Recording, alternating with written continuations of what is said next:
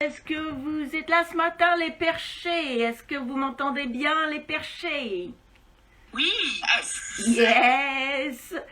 Alors, je Oui, suis papa. ravie de vous retrouver comme tous les mercredis.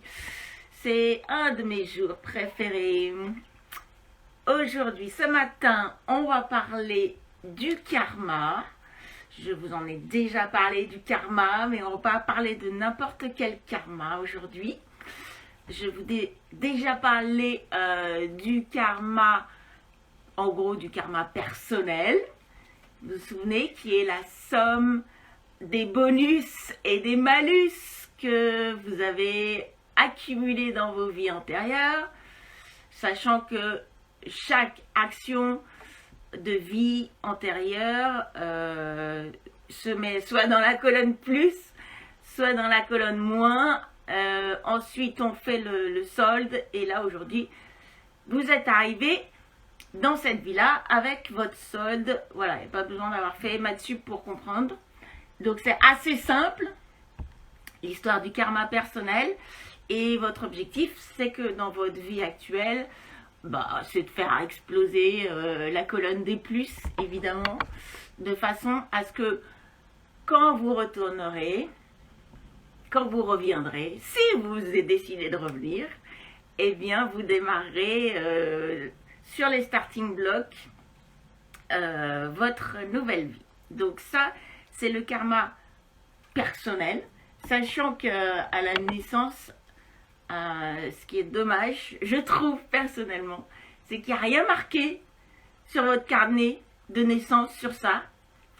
Il y a marqué votre poids, votre taille, tout le monde s'en fout de ça en fait. Et alors que ce serait tellement génial si on avait à la naissance, sur son carnet de naissance, le solde en fait, pour savoir si on est positif, si on est négatif, comment ça se passe.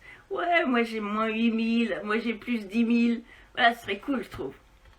Donc j'avais demandé à des moines tibétains en 2014 comment on pouvait un peu gruger ou s'il y avait un moyen de soudoyer quelqu'un pour avoir son solde à la naissance de karma. Et il m'avait rionné, donc j'en ai déduit que non, en fait. Non, on peut pas, il n'y a pas moyen de connaître son karma à la naissance, donc faut faire avec. Donc tu nais avec ta balance karmique, ton sol karmique, et l'idée c'est de le positiver le plus possible dans cette vie-ci. Et à côté de ça, et c'est ça dont je vais vous parler ce matin, on a un autre truc qui s'ajoute, qui complique un peu le game, c'est le karma générationnel. Le karma générationnel transmis par les mémoires qu'on appelle les mémoires transgénérationnelles. De personnes que tu as connues, de personnes que tu n'as pas forcément connues dans ta famille. Donc, évidemment, je vous parle de ça, c'est pas ma spécialité, hein, mais si je vous en parle, c'est que moi, j'ai nettoyé cette lignée-là, transgénérationnelle, je l'ai fait pour moi. Et donc, ça implique 3 conséquences. Le fait de l'avoir nettoyé pour moi, la première, c'est que à chaque fois que je vais voir un thérapeute, ils me disent « Ouh, beau nettoyage !» Donc là, je suis contente. Je me dis, mon ego qui est un peu content. Et puis, la conséquence 2, c'est que je repère plutôt facilement dans mes échanges, notamment en coaching, les personnes qui ont besoin, qui auraient besoin. Alors, c'est une piste, ça ne veut pas dire que ça marche à tous les coups, mais du coup, je vois tout de suite si ça peut être une piste, le nettoyage de karma transgénérationnel. Et puis, la conséquence numéro 3, c'est que j'ai un bon réseau de nettoyeurs en mode Léon le nettoyeur, pour celles qui ont vu Luc Besson, et voilà, à qui je renvoie pour faire le ménage, mesdames. Donc, il se trouve qu'en ce moment, je ne sais pas pourquoi, je ne saurais pas vous dire pourquoi, mais c'est vrai, il se trouve qu'en ce moment, en coaching, j'en vois beaucoup de schémas qu'on se transmet inconsciemment de génération en génération et qui du coup pourrissent un peu la vie, enfin cette vie-là. Et votre rôle à vous, c'est de prendre conscience de ça et de transmuter, ouais, c'est ça, de transmuter ces mémoires pour les guérir et s'en libérer. Donc ça, c'est votre rôle. Et en gros, ça veut dire que vous faites aujourd'hui, vous devez faire aujourd'hui le job que vos aïeux n'ont pas pu faire. Alors, n'ont pas pu faire parce que ils ont vécu dans des environnements qui étaient très cadrés, très contrôlés, très normés, très conditionnés, voilà, très, très rigides, très, très prédictibles aussi et très rassurants pour le coup, peut-être plus rassurants que les nôtres. Et ben voilà, ils n'ont pas su gérer ces mémoires-là qui se trimballent, qui nous ont passé du coup. Et ouais, c'est probablement qu'à leur époque, c'était un peu plus dur que nous de tout faire péter. Surtout quand t'as pas conscience que tu portes quelque chose de cet ordre-là. Et c'était pas franchement à l'ordre du jour peut-être à l'époque. Mais vous, moi, enfin nous quoi, sachant qu'on en a conscience quelque part, on est un peu la génération aussi du changement, la génération où on remet en cause justement les schémas un peu traditionnels. Et c'est sûr qu'on est une génération qui est moins stable, peut-être moins rassurante que celle de nos aînés, qui trinque un peu plus. Mais en même temps, on est cette génération qui a ce pouvoir de se libérer de toutes ces mémoires qui nous pourrissent la vie, et enfin de se libérer si on va jusqu'au bout. Et quelque part, ce matin, ce que je voulais, c'est vous partager les types de karma, enfin le type de patates chaudes que je vois, moi, en coaching, de façon à ce que, je vous en ai déjà parlé du karma, et je vous ai déjà parlé des thérapeutes qui soignent ça, mais je vous ai jamais dit exactement, voilà, quels sont le genre de choses que je vois moi, que je repère notamment souvent en ce moment, de façon à ce que ça vous éveille, ça résonne avec vous, ça éveille une petite lumière qui se dise ah oui tiens ça j'ai l'impression de le vivre aussi, donc ce serait bien que je fasse appel à un nettoyeur ou une nettoyeuse. Donc je vais vous livrer en vrac, c'est un peu il n'y a pas trop de logique, hein, c'est un peu format à la Prévert, du type de mémoire transgénérationnelle qu'on peut se refiler. Donc il y a des mémoires de violence qui se trimballent de génération en génération, type, alors violence extrême, hein, type guerre, Shoah. Et donc ça veut dire quoi? Ça veut dire que vous pouvez en être porteur, même si vous n'avez pas du tout vécu le truc, vous, hein. D'accord? Et donc ça vous procure des croyances limitantes, des traumas. Et si vous ne soignez pas ça, vous avez beau faire un max de dev perso, à un moment donné, ça va quand même buter. Vous avez des traumas physiques aussi, hein, liés à des violences type viol ou autre violence corporelle, qui peut aussi se transmettre de génération en génération, et parfois des générations que vous ne connaissez pas, hein. Vous avez des traumas évidemment psychologiques aussi, qui peuvent se transmettre par ce biais-là.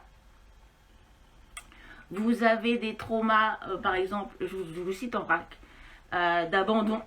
Est-ce que dans vos familles, dans les lignées anciennes, il y a eu des schémas d'abandon, et dans ce cas-là, ça peut se transmettre. Et vous pouvez avoir une trouille de l'abandon sans pouvoir l'expliquer du coup. Pourquoi ? Donc, vous avez des traumas de domination, soumission, d'un genre sur un autre, par exemple, très fréquent évidemment dans les relations de couple passées, ou d'un parent sur les enfants aussi. Et vous pouvez reproduire ça, vous, ou revivre ça. Revivre, reproduire, en général c'est ça, revivre, reproduire. Si vous ne mettez pas fin, toute façon, ça va être ça, c'est revivre, reproduire. Vous avez des schémas d'abus de pouvoir qui peuvent se transmettre. Vous avez des schémas de faillite, par exemple, de faillite, de problèmes d'argent, de manque, de sensations de manque qui peuvent vous impacter, qui ne sont pas de votre fait, mais qui sont des casseroles anciennes. Vous avez des schémas d'addiction, par exemple, d'addiction à des substances, mais d'addiction, par exemple, je sais pas, au travail, par exemple. Ils disent, je comprends pas, je suis workaholique, pourtant, je suis pas vraiment, voilà, moi j'aime bien la glander, mais je sais pas, je bosse tout le temps. Ben voilà, c'est peut-être que vous êtes porteuse de schémas d'addiction au travail, comme vos aînés. Vous avez après, évidemment, tout ce qui est de l'ordre des croyances qui peuvent se répercuter chez vous, du genre une bonne croyance qu'on aime bien celle-là, je peux pas réussir ma vie professionnelle et ma vie personnelle en même temps, par exemple. Et vous êtes là en train de vous dire si, moi je suis persuadée que c'est possible, mais en fait vous foirez tout parce que vous avez ce schéma-là qui s'inscrit, qui s'infiltre dans votre vie. Et du coup, tant que vous ne l'avez pas nettoyé, il va vraiment vous faire des galères. Voilà. Voilà le genre de trauma dont vous pouvez être porteuse sans forcément en être consciente et sans forcément avoir côtoyé directement les personnes qui vous l'ont transmis, qui vous les ont transmis. Et c'est ce qu'on appelle du coup les mémoires transgénérationnelles ou le karma, je sais pas, on pourrait appeler ça le karma familial, voilà, ou le karma générationnel, comme vous voulez. C'est bon?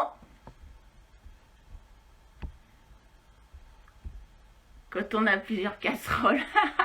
Quand on a plusieurs casseroles, on les prend une par une et puis on y va tranquillo mollo et on s'y attaque. Il n'y a pas un ordre de passage? Non, c'est celle qui te pourrit le plus la vie. Et de toute façon, les karmas, alors pour le coup, c'est un peu plus long hein, que d'autres choses pour s'en débarrasser. Donc, ça dépend de la profondeur du truc, comment il s'est emparé de vous et comment vous le portez. Donc ça peut être plus ou moins long cette histoire. Donc, mais déjà en être conscient et se dire, tiens, c'est peut-être, là j'ai quand même un truc qui va à l'encontre de ce que j'aimerais moi à l'intérieur et je vais voir si je suis pas porteuse de ça. Déjà cette démarche-là, elle est énorme. Donc après... choisir le karma qu'on veut nettoyer. De toute façon, quand on commence à faire les nettoyages, on trouve plein de choses sous les tapis. Hein. On ne trouve pas forcément ce qu'on avait prévu aussi. Hein. Manuel, je peux rajouter quelque chose? Bien sûr. Je dirais que ce que tu as dit qu'encore il fallait du temps, ça devient obsolète. Ah, alors il faut plus de temps. Dans le passé, il fallait du temps pour nettoyer les karmas. Non, c'est vrai. Je dis ça parce que moi, j'ai nettoyé le truc en quelques séances, mais parfois, il y a des karmas qui sont un peu plus lourds et à porter, et peut-être que ça met un peu plus de temps, voilà. Alors, maintenant, j'ai vu, par rapport à justement le suivi karmique de plusieurs personnes que j'ai faites, qu'avant, il fallait vraiment plusieurs séances. Alors, là, on a une news importante ce matin. Avant, il fallait plusieurs séances. Mais notre nouvelle génération, je suppose, avec les vibrations qui montent, c'est ça, Maggie? Exactement. Avec les vibrations qui montent, du coup, tout s'accélère et du coup, les karmas, on prend le balai, hop là! En quelques séances, c'est out! Parce que moi, maintenant, j'ai canalisé un truc et je fais le côté karmique totalement autrement. Ouais. Je te promets qu'en moins de 2, c'est fait, quoi. Ok, alors en 2-2, on a une news là ce matin. En 2-2, sachez qu'en 2-2, vous pouvez nettoyer vos karmas. Donc arrêtez de vous prendre la tête, franchement, avec ça. Allez-y, quoi. Et puis si ça marche pas, c'est pas grave. Au pire, ça marche pas. Au pire du pire, ça marche pas, d'accord? Donc arrêtez, mais c'est rare que ça marche pas. On me dit non, ça marche. Donc arrêtez de vous prendre la tête. S'il y a un truc de récurrent, on prend le balai, on va voir Léon, et on nettoie tout ça. Bingo! Allez, c'est parti! Emmanuel, est-ce que tu as un carnet d'adresses de Léon par des Léons, j'en ai! Des Léons, j'en ai! Yes, j'ai des Léons et des Léons. Of course!